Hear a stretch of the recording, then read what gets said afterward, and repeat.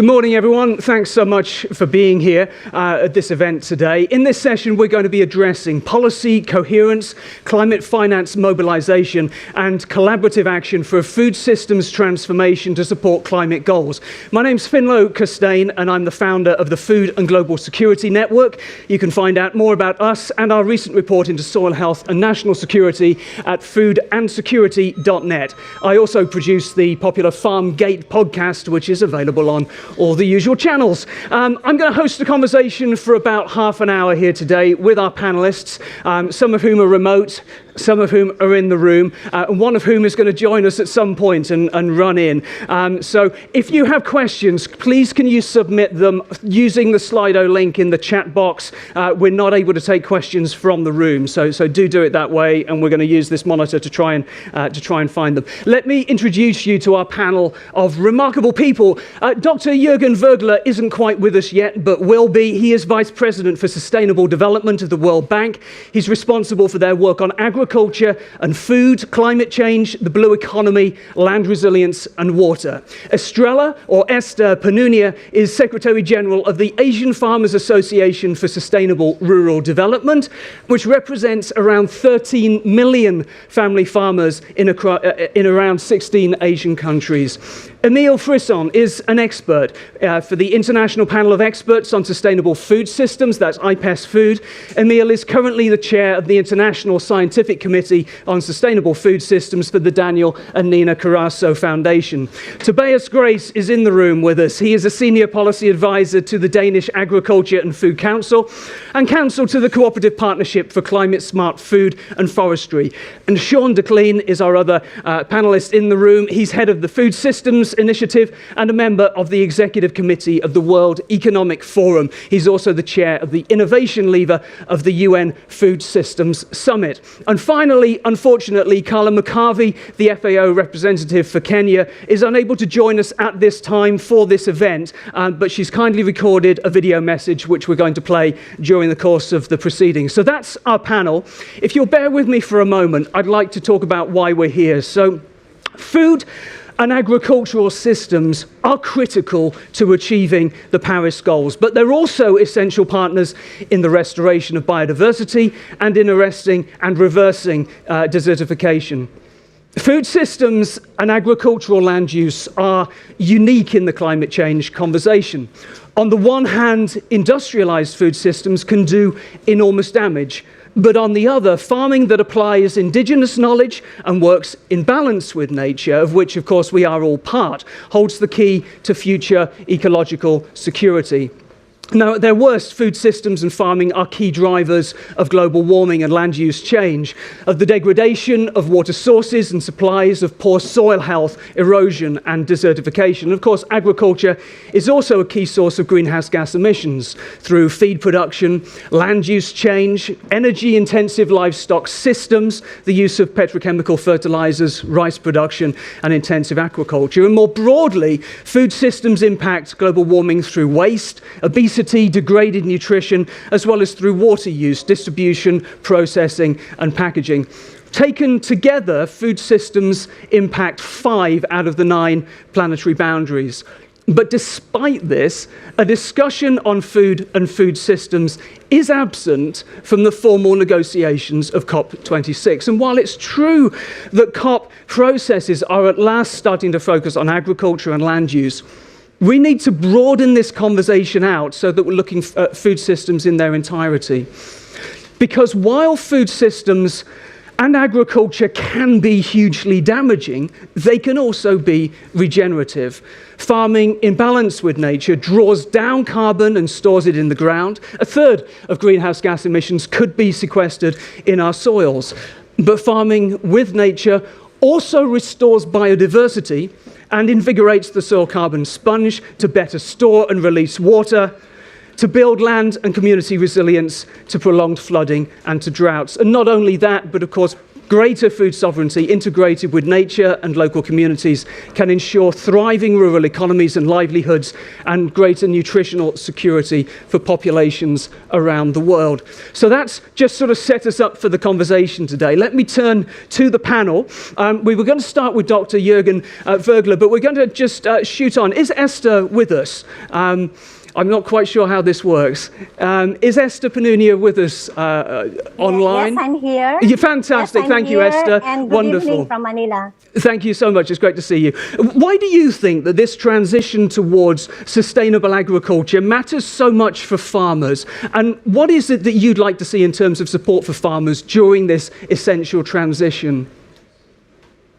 Thank you very much. I think agriculture is dominated by small-scale family farmers. It is the economic sector that most relies on the weather and climate for a living. Now, here in COP26, I heard that agriculture is highlighted as one of the largest emitters of greenhouse gases. But many small-scale family farmers, which are our constituency, have been victims, have been exploited, and have been neglected, such that many of us have succumbed to agriculture that is chemical-intensive, monocropping, and destructive to nature. And this kind of agriculture has lost much of the agrobiodiversity in our systems, have degraded our soils, have decreased the variety of food at our tables, have increased pests and diseases, have contributed to climate change and its effects, droughts, floods, landslides, stronger and more frequent typhoons, unpredictable weather patterns, increased pests and diseases, all affecting our harvests and yields, and therefore our incomes, our livelihoods, and sometimes even our lives. And the poorest and hungriest in the world is dominated by people who rely on agriculture for a living. That is why a transition towards sustainable agriculture is a key imperative to make the planet healthy while reducing hunger and poverty amongst the farmers, to adapt while mitigating climate change at the same time. And our members have been practicing and experimenting on sustainable, climate-resilient production, processing, and marketing systems through our organizations and cooperatives. Esther, thanks so much. I'm aware that there's been criticism targeted at COP26 and also, for that matter, at the UN Food Systems Summit, that the voices of individual farmers working on the ground in all nations around the world are not being listened to carefully enough. Would you agree with that? And if you do, what do you think it is that needs to change? I think there are some farmers' organizations who are present at COP26, but we need more participation, not only in consultations, in discussions, but in the policy-making process, especially at the national level, where it counts. Because at the national level, we really would want for the governments to support the transition to sustainable agriculture and agroecology in farms, fisheries, and forests by having appropriate, coherent, aligned set of policies and programs that directs funding and investments, policies and programs, research, innovation, and extension to incentivize and support agroecology, integrated, diversified organic systems in farms, fisheries, and forests. So we want participation not only at the global level, but it counts because it amplifies the voice, especially of small-scale family farmers. But we also want representation, voice, we at the negotiating and at the decision-making table at the national level with our governments that enact policies that will incentivize especially agroecology and sustainable agriculture. Policies on land rights, for example, policies on public procurement, on encouraging farmers to organize into cooperatives for processing, things like that. Thanks so much. That's great. Thank you. I'm going to move on to Emile Frisson, and I'm not sure, is Emile also joining us remotely? Yeah, brilliant. Yes. Okay, so I'm looking at this monitor down here.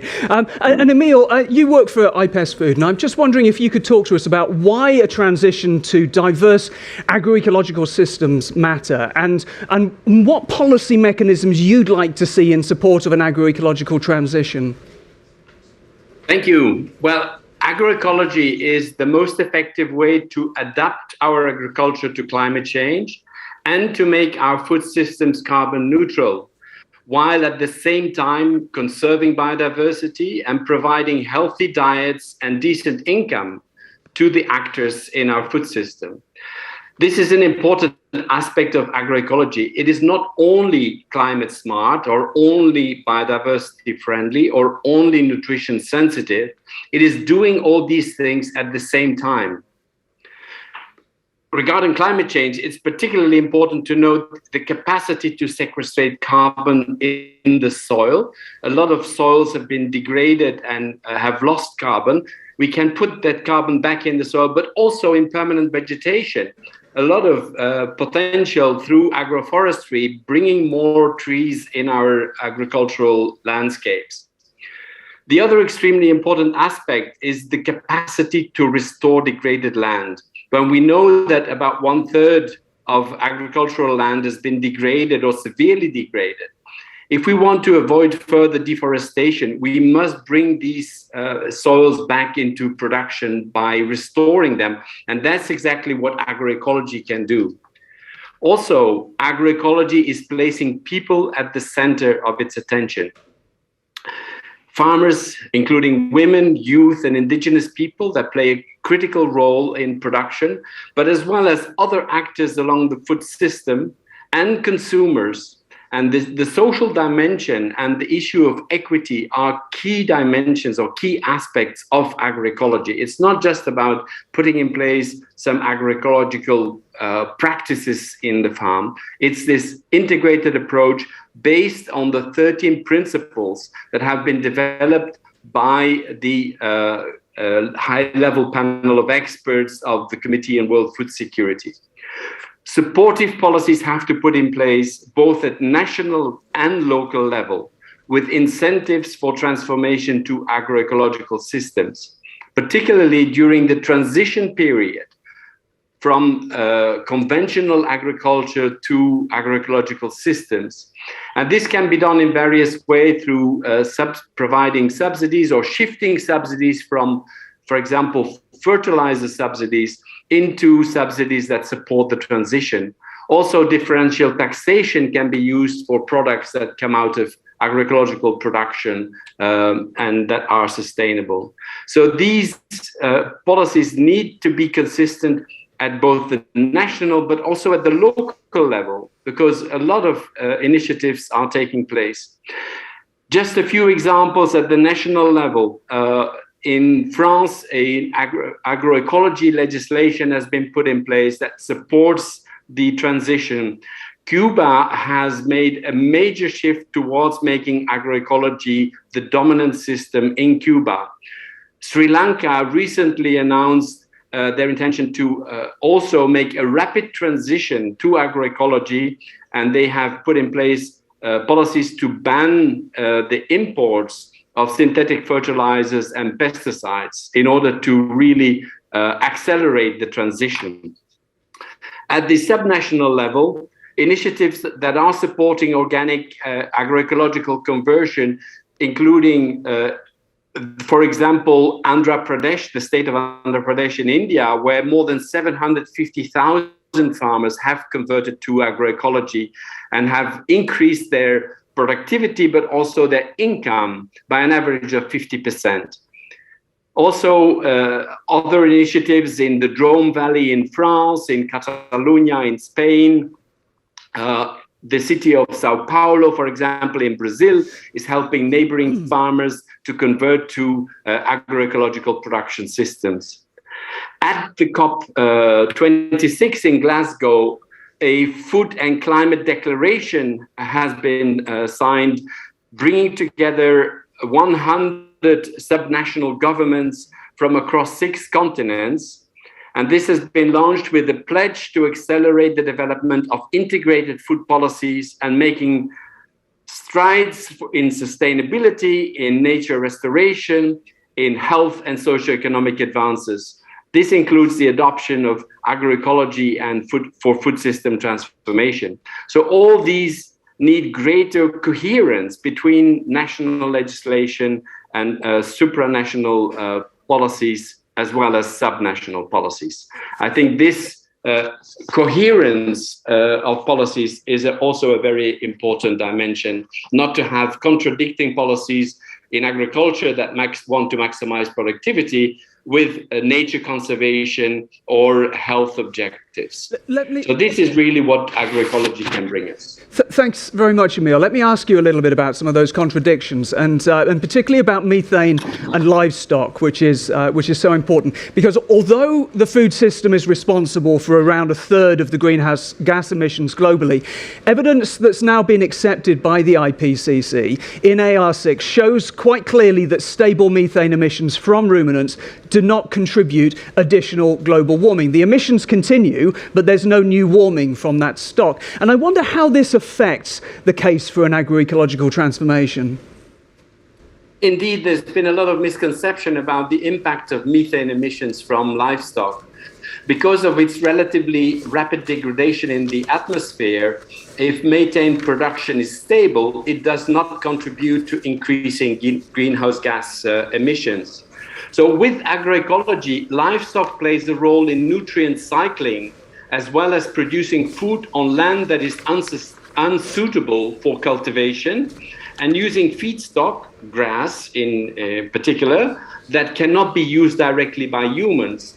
So what is needed is really to replace the intensive livestock systems, or CAFOs as they are called, that make intensive use of preventive use of antibiotics, causing antibiotic resistance, and that pollute the environment and increase the risk of zoonotic diseases. That needs to be replaced with an integration of livestock into diversified agroecological systems that will contribute to sustainable food systems. So it's not the matter of the number of animals, but rather how the livestock is being produced and how it is integrated in sustainable systems rather than being a source of pollution and degradation. Wonderful. Thanks so much, Emil. I'm going to whip back, so I'm going to speak to Jürgen in just a moment, because you were due to start on the panel. So just for those who are organising, we'll play the video after this intervention with Jürgen. I'll give you the nod just so that you're ready with the stage management. So this was a sort of a question to Dr. Jürgen Vergeler, who was going to set us up really for this session in many ways. And I just wanted to ask you, why is it that a food systems transformation is key to achieving the Paris goals? And in particular, what's the role of finance in this transformation? Well, thank you very much. Does this microphone work? Can you hear me? Okay. Apologies for being a few minutes late. There was a little bit of an issue on the transition to get here. And I'm sorry I missed the first few minutes. But let me take a step back. Actually, Emil, it's great to see you on the screen. You've already touched on a lot of the points that I was going to make, right? So there are several things that really matter. First of all, we cannot deal with climate change unless we transform the food systems. That sounds high-flying, that sounds really like ambitious, but it is a fact.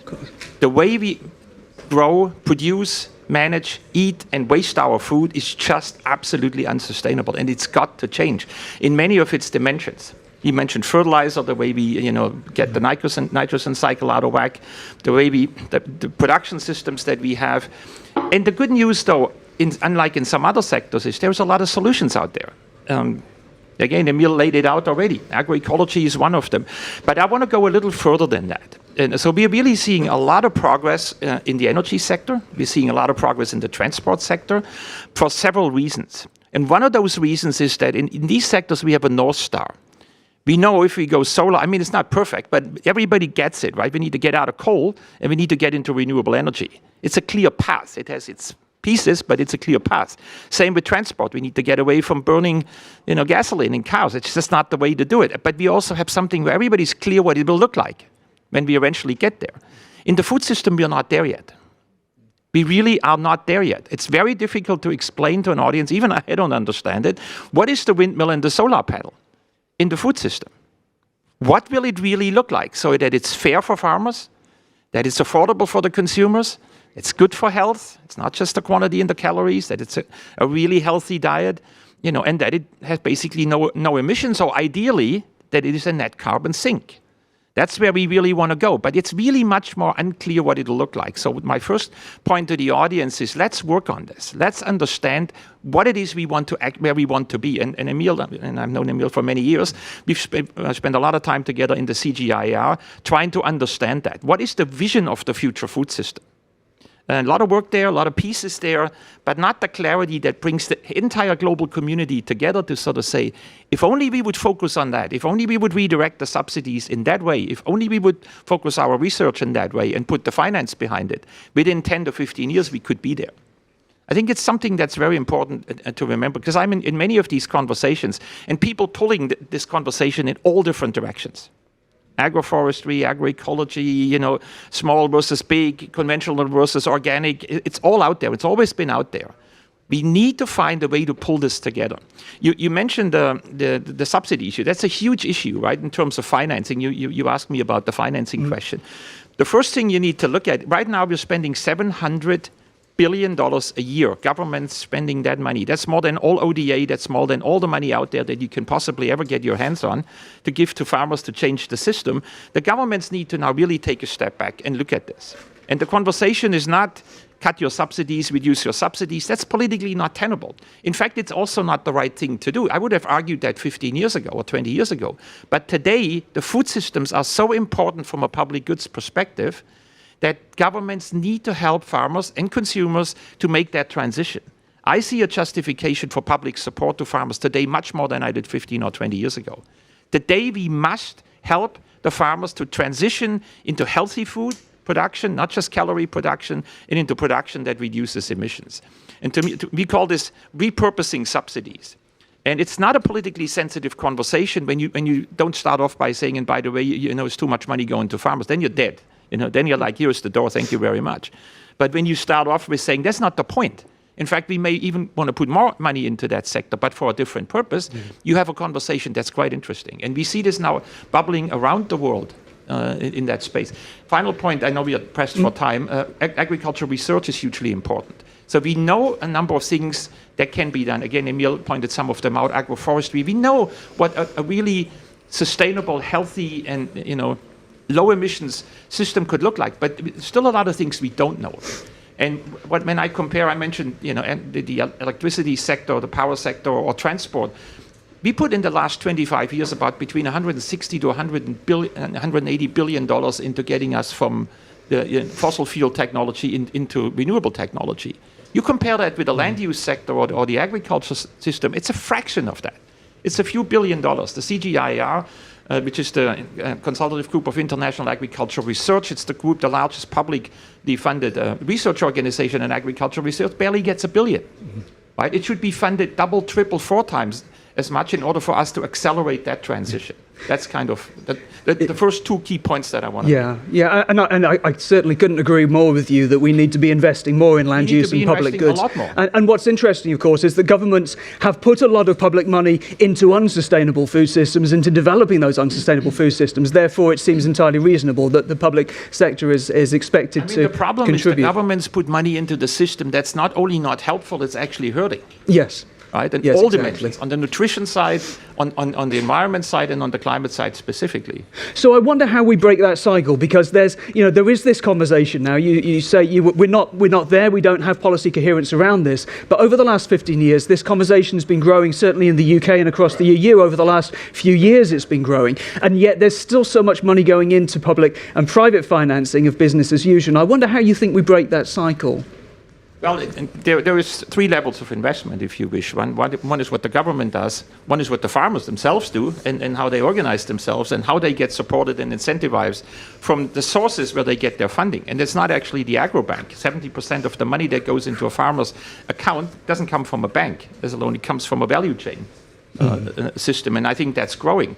So we need to work with the producers and the value chain as a whole, so that the big guys, so to speak,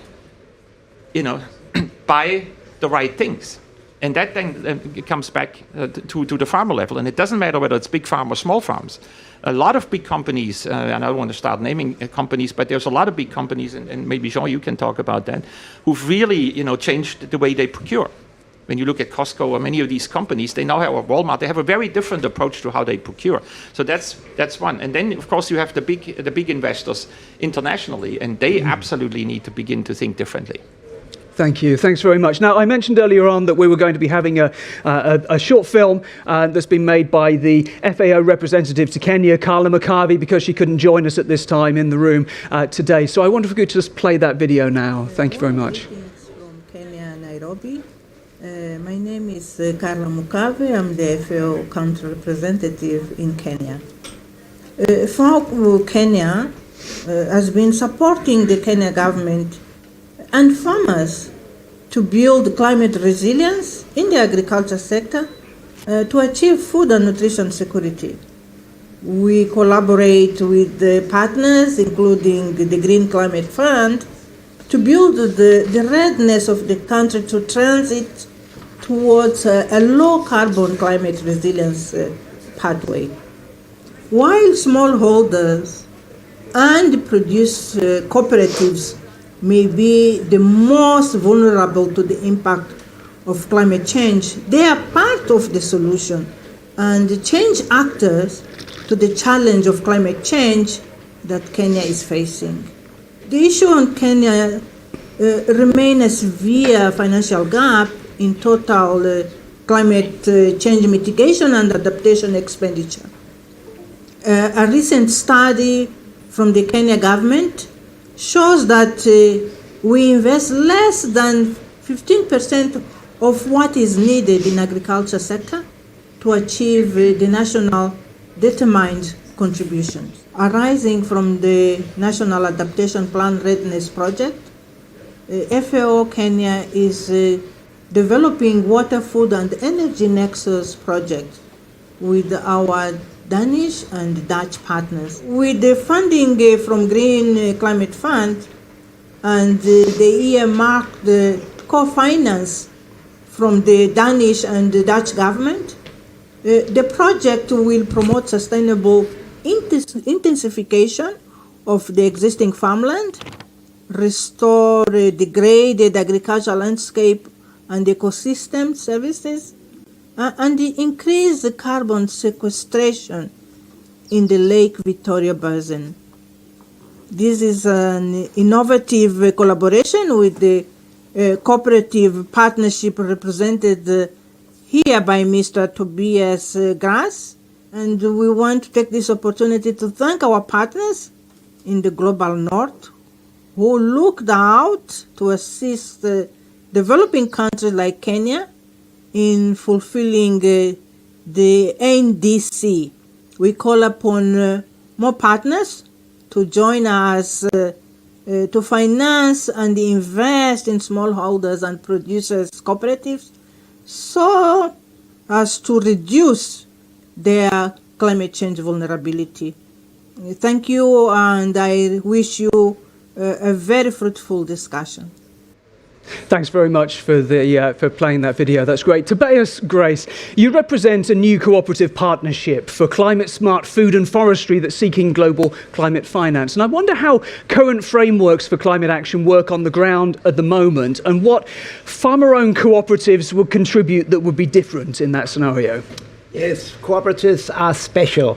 At this COP, I feel we've seen really a renewed emphasis on innovation in agriculture and forestry. Only 2 days ago, finally in the plenary hall, we had agriculture and innovation take the stage. We saw the launch of the Climate Shot campaign by the CGIAR network, which Mr. Fagole mentioned just before. Now, this is good news, it's great news, and it really puts sustainable agriculture and climate smart agriculture back in action, and we really welcome this. Now it's all about implementation, and this is where cooperatives get on the table, if you like. In the Cooperative Partnership for Climate Smart Food and Forestry, which gathers the farming and forestry organizations and cooperative organizations of Finland and the Netherlands and Denmark, and the Dutch Agri-Development Agency, Agri-Terra, we have partnered with the FAO, as you just seen, Ambassador Mukavi, and I'm really pleased to announce that we are going to partner on a major project in the Kenya Lake Victoria region, where we are going to seek to really empower cooperatives to make a change. And why is it that the cooperative is special? Well, the cooperative sits in a strategic position above and below the farmer at the same time. The farmers are the owners of real cooperatives, yet cooperatives also have management, and what we do need is a business model to make this sustainable transition work. We need the cooperatives to be these change actors that can really drive the transition, innovate with new produce, because sometimes what we would like to see is products that might have to be further processed, also in order to become more resilient for farmers. Thank you. Thanks very much. And I wonder, I mean, it's really interesting to hear what you have to say about the power of cooperatives and farmer-up decision making. But when food is a profit centre, those farm-level decisions are often taken in the boardroom, regardless of whether or not that crop or that livestock is necessarily land appropriate. And I wonder if you think that farmer-owned cooperatives can help to improve that land-up decision making so that we're able to deliver against climate goals at the same time as improving biodiversity and food sovereignty. Exactly. In a cooperative, the boardroom is appointed by the farmers. So the boss of the CEO of a cooperative, well, it's the farmers. So what we do believe is that cooperatives take a value chain approach that has something to deliver in global climate action. What we're trying to do now is a GCF project. We are at an exciting stage, and I'll tell you, it has not been easy to get where we are now. It takes time, it takes a lot of resources and effort to prepare a project proposal for the Green Climate Fund. We are only able to be where we are today thanks to an extraordinary grant from the Danish Ministry of Foreign Affairs, for which we are very grateful. Thanks to the visionary board of Agroecological and the CEO. Thanks to our good and great colleagues in FAO, in Rome and in Kenya, and of course also thanks to the firm backing by the Kenya NDA, Mr. Peter Udenko, who's here today. Fantastic. Thanks so much for that. I've just had a look at the Slido, and I think I'm just seeing one question at the moment. So get busy. If you've got questions, please jot them down now so that I can find them. But just before we come to questions, I'd like to go to our final panelist, Sean DeClean. Now we've already heard that there's a need for public sector action and for global frameworks for policy coherence in that way. And I wonder what the role is of collaborative action around this. How can stakeholders, including the private sector, perhaps in particular the private sector, help to move from ambition and frameworks and global policies to action physically on the ground? Really nice.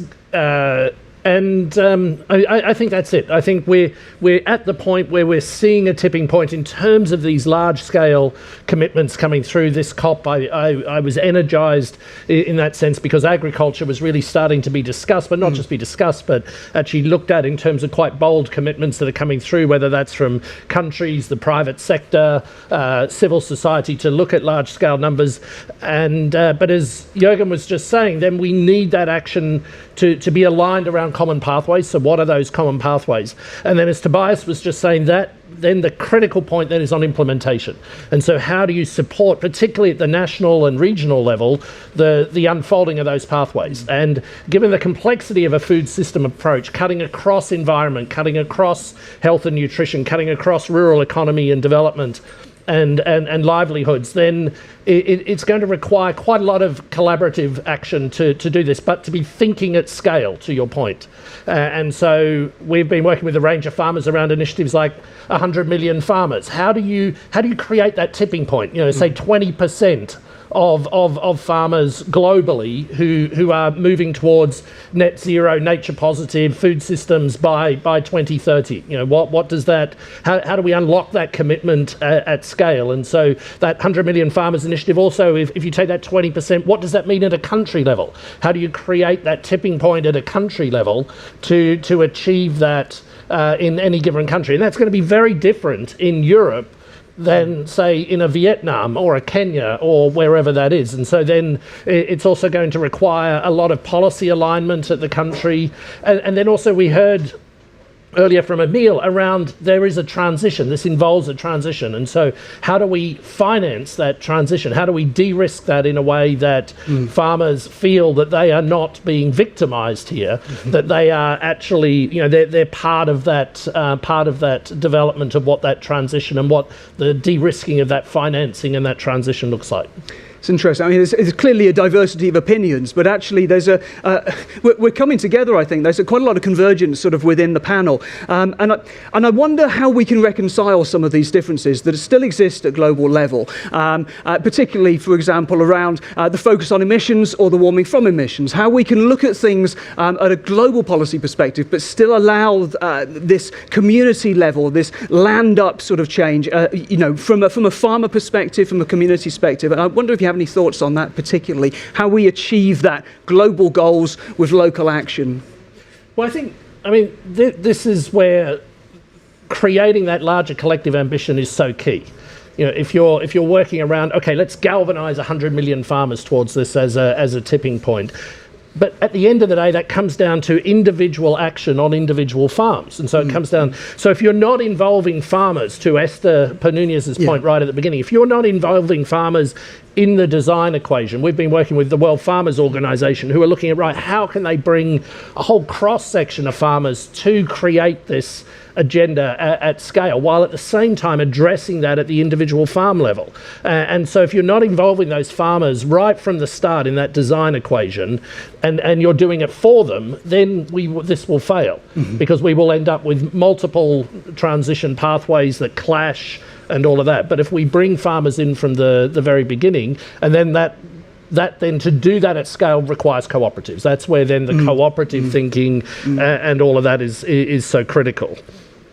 Tobias, I wonder if you have any thoughts about that from a farmer experience, whether you feel that that farmers are still being driven very much by national policy, or whether they have the capacity, the opportunity to do what they think is right. I think what farmers and cooperatives want is a market for sustainable agriculture. So rather than subsidies, these things need to be priced in, and if farmers could be paid, get the market value for the carbon we store, well, then we could grow credits. That would be very good business. Then we would have to also, of course, take into account food security concerns and all the rest of it. But we need, of course, policies, but first and foremost, we need market approaches. And this is, where cooperatives are very well placed, because this value chain approach it's in the very DNA of a cooperative. And cooperatives are also linked usually with farmers as organizations. I mean, in Danish Agriculture and Food Council, we are both. That's not always the case, but we have some of the same people who are on the boards of cooperatives, who are in farmers associations, and it's really about finding these synergies and the right management decisions as well. Because, well, let's face it, some cooperatives, by being business units, they are more market-oriented and less political than other associations. It's interesting because we seem to have this sort of this almost a twin-track approach, or a schism between the need for a market-led approach to these things, but also then needing public policy. And of course, the thing that we haven't talked about here is the customer, and how we transition people who go and buy food from behaving as consumers and consuming almost as locusts, and how we change that, and we mobilize the age of the citizen, and we bring customers into that as well. And I just wonder, Jürgen, if you have any particular thoughts about that area. Exactly where I was going to just go, right? So we want it both ways, we as the consumers, right? We want the farmers to produce healthy food, low carbon footprint food, environmentally friendly food, tasty food, but really cheap, please, right? That's what we're asking them to do. And of course, the farmers get squeezed from every angle. They get hit by climate change. Everywhere I go around the world, I hear the same story.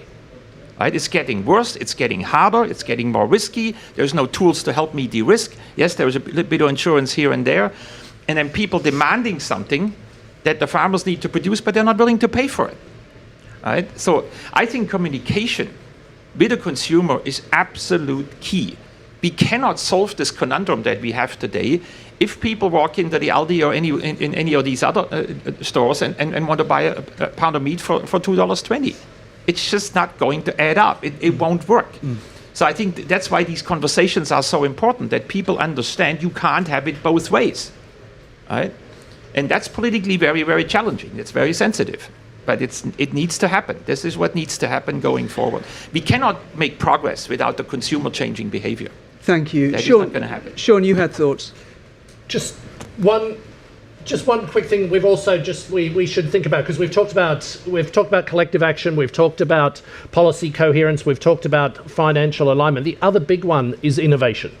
Innovation and capacity. In terms of innovation, we really need to think innovatively, and by innovation I'm not talking about just digital and technological innovation in seed or whatever. It's innovation in the whole way we work together. It's going to require innovation in policy, bringing indigenous and traditional knowledge in, social innovation, all of that sort of thing around innovation. But it does also require us thinking around particularly things like digital and data, though. Because that's where you will help really link the consumer to the farmer, and where that knowledge can be transferred, where there's equitable knowledge being placed across the value chain, where we're de-risking the value chain and we're using that data and that knowledge. Kenya is a great example. During the crisis, they actually created a data war room last year during COVID, because they had COVID and locusts and floods hitting all at the same time. And so they brought all the collective data from private sector and government together to make informed, smart decisions that they could then provide electronic vouchers to the people that really needed them in short time, efficient way. So examples like that are key. Thank you. Thanks so much. I noticed that there's a comment from Esther. So I wonder if we can bring Esther in on this. Thank you. And then we'll go to some questions from the audience. Esther. Yes, thank you very much, Sebastian. I would just like to say first that for many small-scale family farmers, what is very important is how we can adapt to the effects of climate change, because we are really most vulnerable, like Georgian of World Bank has said. But we know that we have to practice sustainable agriculture, so we have to adapt to climate change while mitigating climate change. And we know from our experience that sustainable agriculture, agroecology in farms, fisheries, and forests is the key to have adaptation to climate change while mitigating climate change. And we have been successful, in 2021, the Ramon Magsaysay Awardee, which is the equivalent of Nobel Peace Prize, was a fisher folk in the Philippines. For his work in mangrove reforestation that started in his village and then expanded to the whole province. In 2012, the Ramon Magsaysay Awardee was an NGO leader in Cambodia who was awarded for his work on system of rice intensification, which the government credited for increasing rice production with less chemical inputs, and that catalyzed the formation of our member Farmer and Nature Net. Georgia has also talked about empowering the farmers and doing consumer behavior, but really the policies of government will be key to this. Policies on securing rights to lands, waters, and forests. What will be the incentives in terms of insurances, in terms of blended finance, for example, direct link farmers to consumers?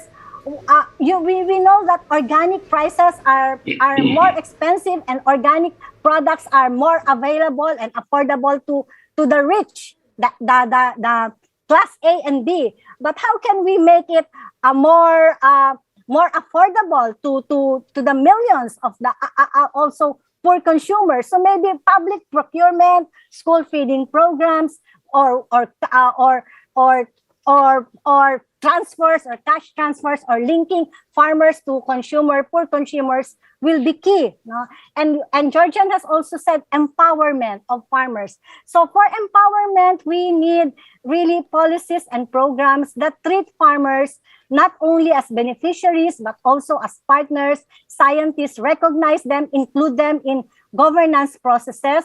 And we want to see more direct, adequate, timely financing to farmers' organizations, such as the current projects we are partnering with, like with IFAD, with EU, with GAFSP, where World Bank is the trustee, FAO, ILC, because this direct financing empowers our organizations and cooperatives to deliver appropriate and timely services to our constituencies and to engage with our governments at national, local, regional, and global levels for pro-farmer, pro-environment policies and programs that involve us in the governance process as well. Lovely.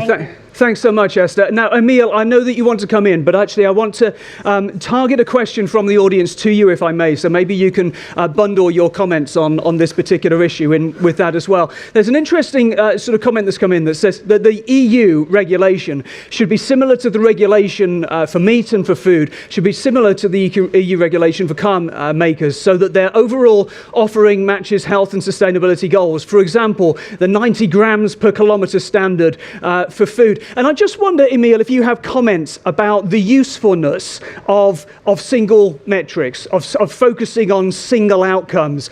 So I mean, here specifically about greenhouse gas emissions, rather than something which is, looking more at a global food metric, a global one. I wonder if you have thoughts on that, Emil. Thank you. I think that's a very important question indeed. I think this has been one of the problems in the past, is that there has been far too much focus on individual objectives that often were then entering into contradiction with other objectives. And that's why I think we really need to take a holistic approach, an integrated approach that addresses the economic, environmental, nutrition, health, and social dimensions at the same time. If we are not doing that, we will continue to have conflicting policies being put in place. But I also want to bring in a little positive note here about things that are changing. Jürgen said that we don't yet have a clear path being drawn on the direction to move into. I think things are moving and moving rapidly. In the last 1 year, we've seen really a greater convergence about what needs to be done. First of all, there's been the recognition by IPCC, by IPBES, by the high-level panel of experts of the Committee on World Food Security and other major reports that the incremental improvement of our current dominant model of conventional or industrial agriculture is not going to do the trick, that we need transformational change. This has been the key word also in the UN Food System Summit, transformational change. But I think the content of that is, fortunately, I think, starting to emerge around agroecology. In May, a call for food system transformation based on the 13 principles of agroecology was signed by 350 organizations and 850 scientists and actors of the food system. And as an outcome of the Food System Summit, a coalition on on food system transformation through agroecology has emerged, where already 27 countries have joined from the whole continent, and 36 organizations, including the UN organizations, farm organizations, etc. Thanks very much indeed. And Jürgen, I know that you wanted to come in, but I want to ask you another question. You can wrap it up together, which is around the value of true cost accounting or natural capital accounting, and whether this is a useful sort of move in the right direction. It's not only useful, it's absolutely imperative. We've been relying on GDP numbers forever, and it's got us where we are today. We got to change that. Not having GDP, but in addition, we need to understand where that wealth is coming from. And while financial wealth is growing, material wealth is growing, human wealth is growing, people getting more educated overall, more healthy, natural capital is declining rapidly. And we need to put a price on it. We did a study at the World Bank recently looking at the actual value that the entire global food system produces. It's a rough number. It's about $10 trillion per year. Is the value of all food that is produced around the world. We then looked at the cost of producing that $10 trillion. And you guess what the cost is of producing it if you include health effects that are negative, if you include climate emissions at a very conservative low estimate, it's $12 trillion. So the current food system is a net loss to the world, and makes people sick on top of it, and needs to change if we want to get on top of climate change. People need to understand this. The way we do this is not sustainable. It's got to change. And I know that's painful, and I agree with Emil, it's not an incremental change. We have to profoundly rethink some of these issues. That's why I emphasized the point in the beginning. You're right, Emil. There's a lot of conversations. World Food Summit got us further into this direction. But the term agroecology, for most people I talk to, is not the same as a solar panel or a windmill. Right? We have to find clarity around what it will look like in 10 years from now if we get it right. Mm-hmm. I believe strongly, after many years in this conversation, that's between us and making more rapid progress. Not the only one, there are many others. Just a couple of more things. I couldn't agree more on adaptation, but whoever we talk to, farmers didn't cause most of the emissions that we have. They didn't cause the climate problem. They're a huge contributor, but they didn't cause the climate problem in the first place. So in the World Bank, we do 50% of our climate finance in adaptation. Not everybody does that, but we do, and going forward, we will continue to do that. We put about $26 billion into climate finance last year. We're going to do this going forward. Half of it is adaptation. So these are just a couple of reflections on where we are. I mean, producer organizations, we support them a lot around the world. They're absolute key, because if you can, there's no way individual farmers can go through this transition and transformation alone. They will need help. I mean, they need de-risking, they need markets. All of this needs to come together. So I just wanted to give a shout out on that. Very successful programs around the world and on that as well. Thanks. There's a question that's come in, which I'm interpreting as, can the panelists kind of point to, perhaps without naming names, nations or companies that seem to have particularly good policies, sort of exemplars of policies that you think are strong? I forgot to mention this, because yes, of course. You mentioned the EU and others. So, the European Common Agricultural Policy, usually when you say that word out aloud, people start bashing it. I'm a little bit on the other side. I think 30 years ago, it was really not very good, because it subsidized fertilizer and all these things. In the last 30 years, a lot of things have changed in Europe. And yes, there's no silver bullets, although sometimes, like the Zero Nitrate Directive, really helped. To sort of say there shall not be any nitrate in the groundwater. So therefore, you can't do the things you've been doing in the past. You have to change.